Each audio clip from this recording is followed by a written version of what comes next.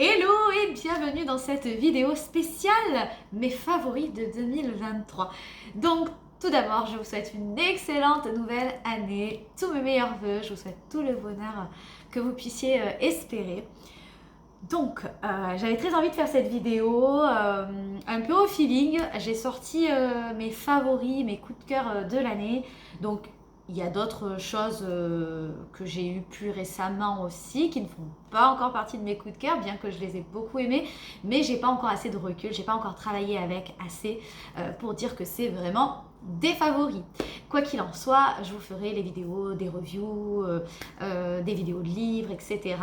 Mais voilà, là on va mettre en avant vraiment ceux avec lesquels il y a eu vraiment une belle connexion. Donc, pour commencer, on va commencer par les oracles tarot, après on continuera avec les livres. Alors, donc, mon chouchou pour 2023, ça a été cet oracle-là, donc les saisons de la sorcière. C'est celui de Mabon. Alors, j'ai celui de Samhain aussi, mais celui-ci, il est carrément beaucoup mieux. Enfin, en tout cas, pour ma part, j'adore les illustrations de celui de Samhain, mais celui-ci, il nous répond vraiment, vraiment bien du tac au tac. Donc, je vais vous montrer un petit peu les illustrations. Après, je vous ai fait déjà une vidéo où je vous le présente en détail. Mais voilà, je vous présente rapidement en photo, enfin en image plutôt. Donc celui-là, il a vraiment des petites phrases déjà pour s'imprégner de la carte, pour nous donner une idée finalement de la guidance. Mais le livret est totalement génial aussi. Je vous invite vraiment, si vous ne l'avez pas, à vous le procurer. C'est pas forcément nécessaire d'attendre le prochain Mabon, le prochain sabbat. C'est pas forcément le besoin. Moi, j'aime l'utiliser même en dehors de cette saison-là, de ce sabbat-là.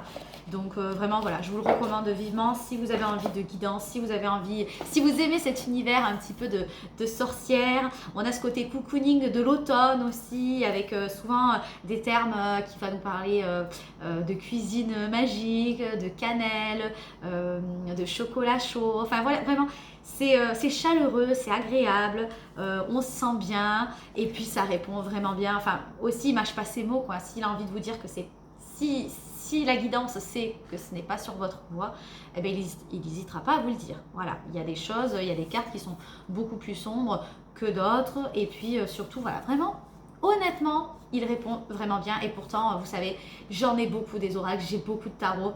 Celui-là, il est vraiment top. En tout cas, moi, j'ai vraiment bien accroché avec. Donc, je ne vous ai pas dit les auteurs. Donc, c'est Lauriane Anderson et Juliette Diaz. Voilà. Et illustré par Tijana Lukovic. Voilà. Allez, le second oracle. Donc, il faut savoir que j'ai eu plus de coups de cœur oracle que de coups de cœur tarot cette année.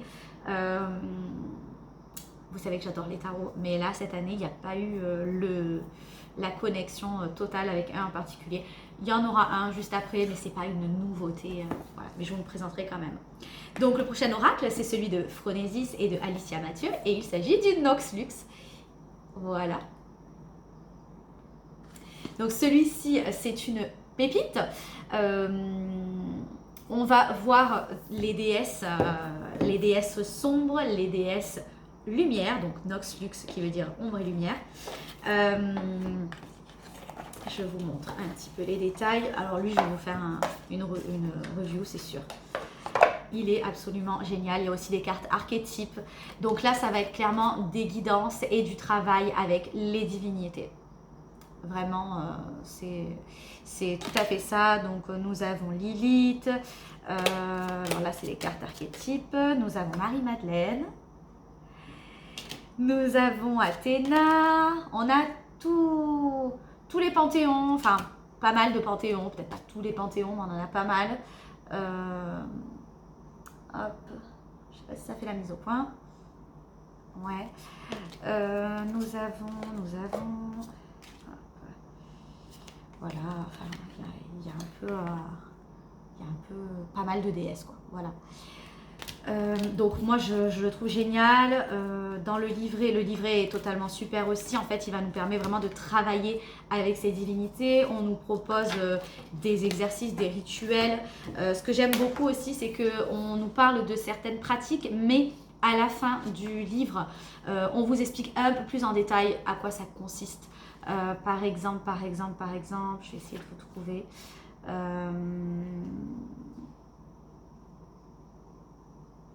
Acceptation de sa colère. Donc par exemple, il va y avoir une des déesses où on va nous dire d'accepter notre colère.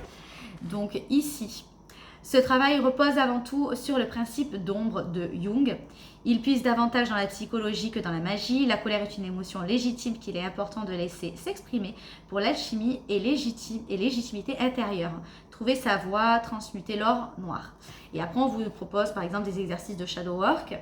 On a par exemple, pour aller plus loin, sur travailler sur la polarité féminine dans son unité et sa globalité. Donc ça, vous allez dire, c'est peut-être du charabia, mais non, au contraire, on va vraiment nous expliquer de quoi il s'agit. Voilà. Qu'est-ce qu'on a aussi? Des rituels de fertilité pour aider un nouveau projet à voir le jour. Enfin voilà, il est vraiment génialissime, il est complet. Donc vous avez des déesses de lumière et des déesses d'ombre. Et les archétypes, moi j'adore, c'est sous forme de poèmes. Je suis conquise, je l'aime énormément. Voilà, moi il est venu directement dans mon cœur. Voilà, après il y a des déesses avec qui je me sens plus proche. Mais voilà, il est absolument splendide. Donc voilà, le Nox Luxe, je vous le conseille énormément si vous voulez travailler avec les divinités. Je pense que les femmes auront plus quand même de lien avec cet oracle, bien que on peut aussi aimer les divinités féminines en étant un homme, hein, on est bien d'accord. Mais voilà, il y a vraiment un travail à faire d'introspection, de shadow work avec cet oracle qui va finalement venir mettre en lumière vos parts d'ombre. Voilà. Donc on poursuit avec le tarot. Donc le tarot qui reste toujours mon chouchou, qui n'est pas une nouveauté, mais ça a été toujours mon chouchou, c'est le tarot Histoire de sorcière. Donc j'ai le coffret, je ne l'ai pas sorti, mais il est par ici. Voilà. Tarot Histoire de sorcière, bah oui, c'est toujours mon chouchou, puisque voilà, c'est celui qui me parle le plus. Il a détrôné mon Light Sears Tarot. Voilà. En ce moment, je me rapproche un petit peu du Might Earth Tarot. On va voir s'il va prendre la place de celui-ci. Ben moi, voilà, il me touche, il me parle. Après, un tarot, c'est vraiment... c'est propre à vous, voilà. Il faut que vous vous sentiez à l'aise avec les illustrations. Mais moi, voilà, il me plaît énormément. Donc voilà, c'est celui avec lequel j'ai le plus travaillé pour vos guidances, pour des séances de tarologie plus poussées et pour moi-même. Allez, on poursuit. Donc à présent, on va parler des livres en lien avec tout ce qui va être ésotérique et thérapie complémentaire alternative. Et ensuite, on passera aux romans, parce que j'en ai quelques-uns. Donc le premier dont je vais vous parler, allez, on va commencer par celui-là. Ça a été déjà un de mes chouchous pour l'année précédente, mais de nouveau, je l'ai utilisé pour la période de Samhain. C'est celui de Katie Adastra que j'ai rencontré d'ailleurs à Nîmes. J'étais trop contente, c'était trop chouette. J'étais très heureuse de la rencontrer. Je vous en profite pour montrer aussi mon second finalement, puisque bon, voilà, c'est celui sur Yule. Voilà, donc c'est ces deux bouquins. Elle va en faire pour chaque sabbat, il me semble. Donc le Samhain, je l'ai utilisé beaucoup, plus que celui de Yule, bien que celui du Yule est magnifique et très complet. On le sent, il est plus lourd. Et puis il y a des recherches de dingue en fait. Hein. C'est formidable. Je les adore tous les deux. Donc pour Samhain, c'est pour la période donc du 31 octobre. Donc on va être vraiment dans cette période même du mois d'octobre, du mois de novembre. Voilà, c'est vraiment dans la continuité. C'est beaucoup de shadow work. On a du journaling, on a des associations avec les plantes de la saison, beaucoup de divination également. Nous avons de la cuisine, nous avons les correspondances des couleurs noir et orange. On comprend un petit peu pourquoi finalement cette célébration est devenue Halloween par la suite. Enfin bon, moi c'était des choses ça que je savais plus ou moins, mais le fait d'approfondir et puis d'avoir vraiment des références, etc. Enfin, c'est génial. Vous avez également des tirages de cartes. Enfin, bon, je vous montre un petit peu, mais ce serait voilà, trop bref de vous dire enfin, tout ce qu'il y a parce qu'il est vraiment formidable. Il y a de très belles illustrations. Voilà, il y a plein de choses géniales, des méthodes pour communiquer avec ses ancêtres. Je voudrais vous montrer où il y a des illustrations un petit peu. On a les animaux de pouvoir de la saison, donc la chauve-souris, le chat, l'araignée, voilà, quel est leur message, si on les croise, comment travailler avec leurs énergies.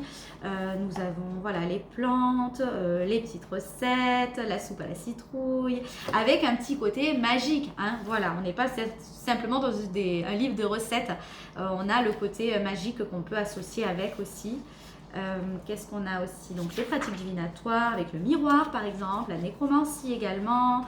Enfin c'est super poussé, c'est super agréable et je le relirai encore et encore et encore à chaque saison parce que je l'adore. Donc celui de Yule, j'ai un petit peu moins travaillé avec. Je pense que l'année prochaine, je vais pouvoir vraiment à nouveau le lire et me faire plaisir. J'ai quand même bien travaillé avec quand même. Vous voyez, il y a plein de... j'ai corné plein de pages.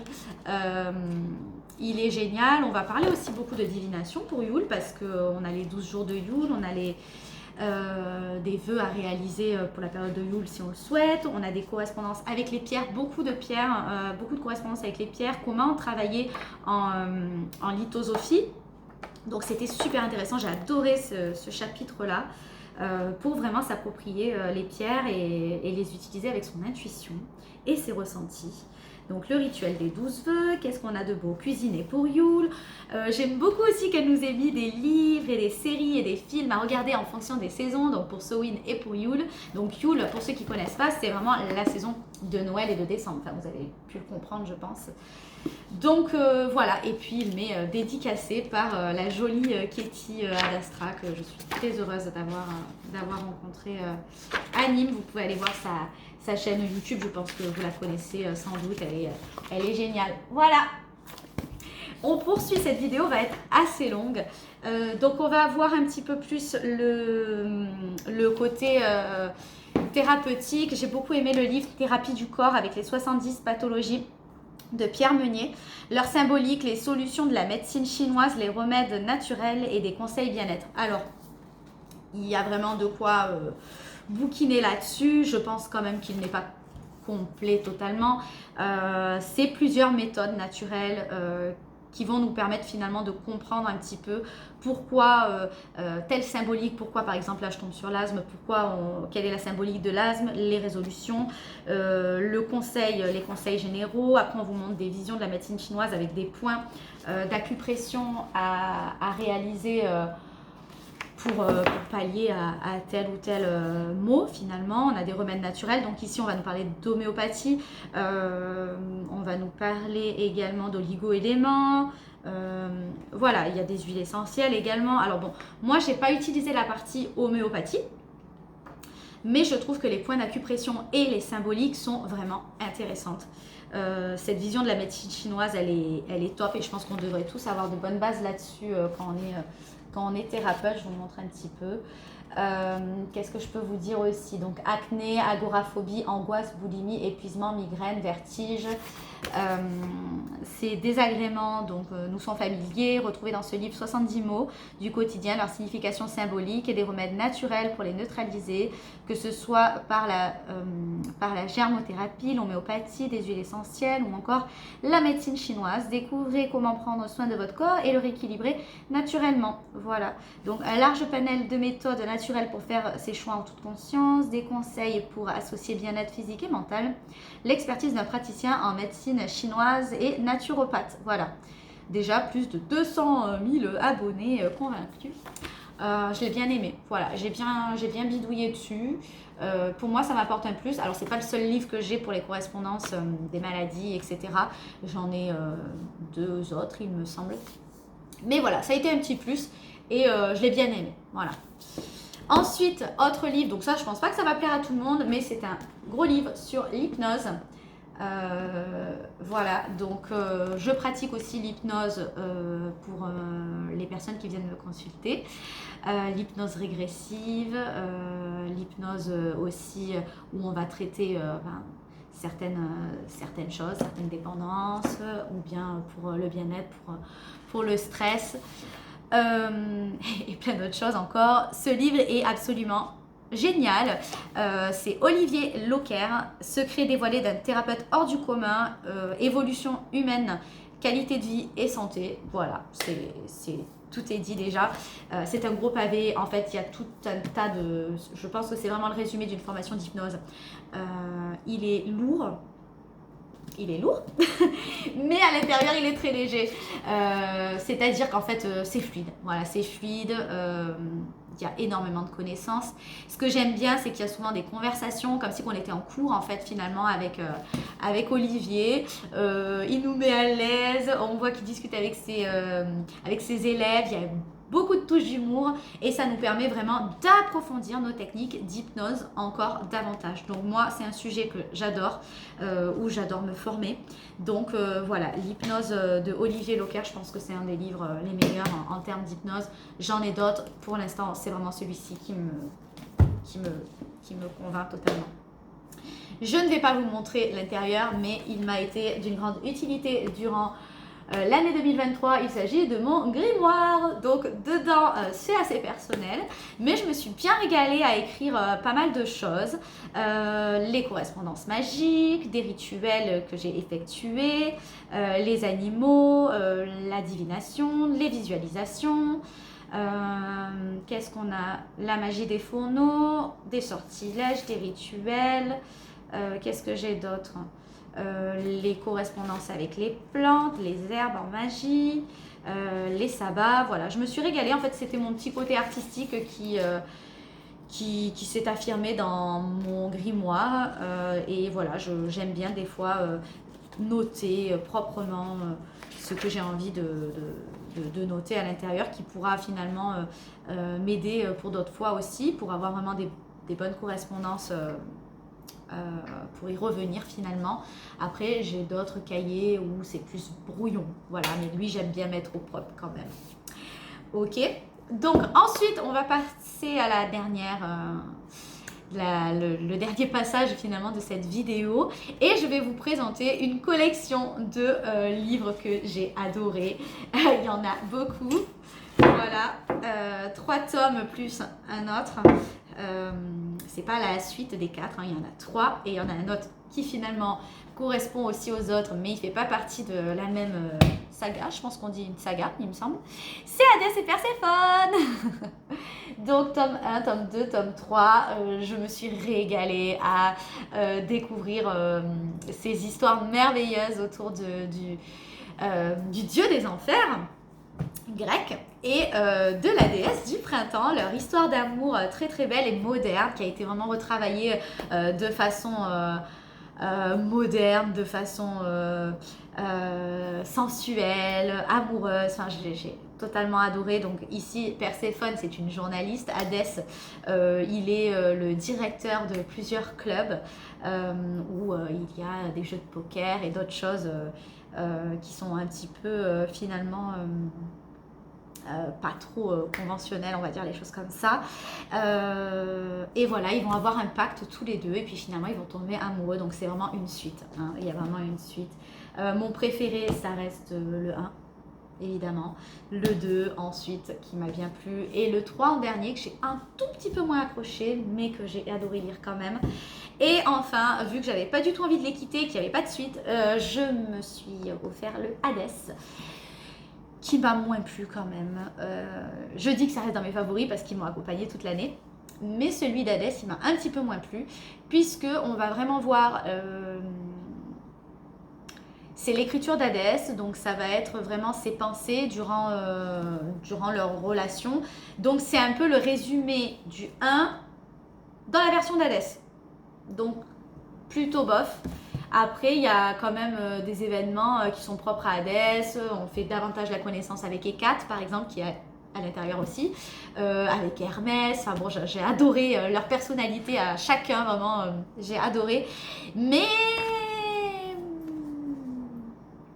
les avez lus, n'hésitez pas à me dire d'ailleurs si vous les avez aimés. Ceux d'Hadès, il y a vraiment une suite aussi. Hein. Donc voilà, bah écoutez, pour moi, je pense que c'est tout. La vidéo est déjà assez longue. J'espère que celle-ci vous a plu. N'hésitez pas à me dire vos favoris de 2023. Vous pouvez me laisser un petit commentaire. N'hésitez pas à liker la vidéo, à la partager et à vous abonner si vous souhaitez d'autres contenus. Je vous dis à bientôt.